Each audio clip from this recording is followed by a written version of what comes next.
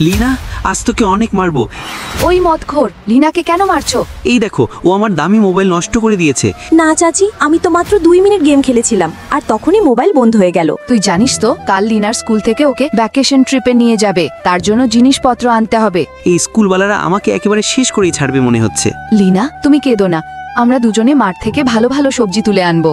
ওদিকে লিনার চাচি সবজি তুলতে যাচ্ছিল, আর এদিকে মোবাইলওয়ালা ভাইয়া, আমার মোবাইল নষ্ট হয়ে গেছে, প্লিজ এটা ঠিক করে দিন। আচ্ছা দেখি, এই মোবাইলের পার্টস আসায় বন্ধ হয়ে গেছে। ভাইয়া প্লিজ ঠিক করে দিন। আরে মাথা খারাপ করো না, যাও এখান থেকে। বাবা, অরে লিনার বাবা, মোবাইল ঠিক হলো না? না, নাও আর জুড়িটা ঘরে নিয়ে যাও, আমাকে মার্কেট থেকে জিনিস আনতে হবে। চলো লিনা।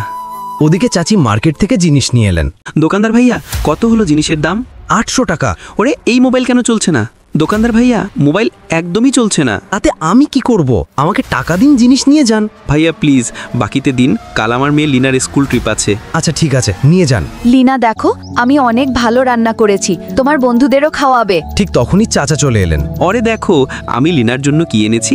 আর তখনই চাচি দ্রুত রান্না করতে শুরু করলেন। চাচি কাল তো আমি স্কুল থেকে ঘুরতে যাচ্ছি। লিনা সাবধানে যেও। বন্ধুরা, চাচির ভালোবাসার জন্য লাইক ও সাবস্ক্রাইব করে দাও না।